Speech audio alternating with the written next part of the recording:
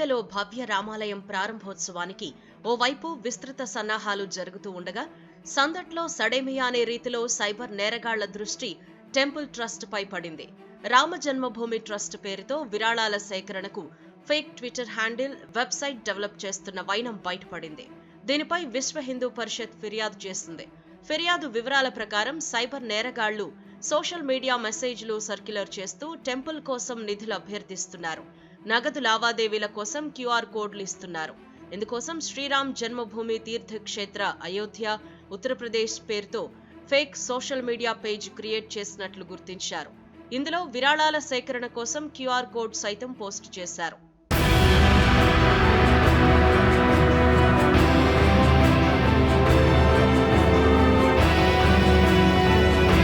శ్రీరామ్ జన్మభూమి తీర్థక్షేత్ర పేరుతో ఫేక్ ఐడిని సృష్టించి తప్పుదారి పట్టిస్తున్న మోసగాళ్ల ఉచ్చులో పడవద్దని విహెచ్పి జాతీయ ప్రతినిధి వినోద్ బన్సాల్ ఓ ట్వీట్లో హెచ్చరించారు.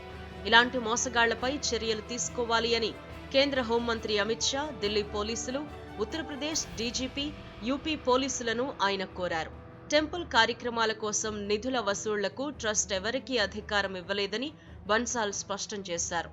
సైబర్ నేరగాళ్లపై చర్య తీసుకోవాలి అంటూ ఉత్తరప్రదేశ్ ముఖ్యమంత్రి యోగి ఆదిత్యనాథ్ కేంద్ర హోంమంత్రిత్వ శాఖకు ఫిర్యాదు చేశామని, ఆ కాపీని యూపీ డీజీపీకి, లక్నో రేంజ్ ఐజీకి పంపామని బన్సాల్ తెలిపారు. అభిషేక్ కుమార్ అనే పేరుతో ఒక వ్యక్తి అయోధ్య ఆలయ అభివృద్ధి కోసం నిధులు కోరుతూ సోషల్ మీడియాలో తప్పుడు ప్రచారం సాగిస్తూ యూపీఐ క్యూఆర్ కోడ్తో ఫేస్బుక్ గ్రూప్స్లో వీటిని పోస్టు చేస్తున్నట్టు చెప్పారు. రామాలయం ప్రారంభోత్సవానికి యావత్ దేశం ఉత్సాహంతో ఎదురుచూస్తోన్న తరుణంలో ఇలాంటి దురుద్దేశపూరిత కార్యకలాపాలను మొగ్గలోనే తుంచేయాలి అని బన్సాల్ అన్నారు. తన ఫిర్యాదు ప్రతులను కూడా ఆయన తన ట్వీట్కు జత చేశారు.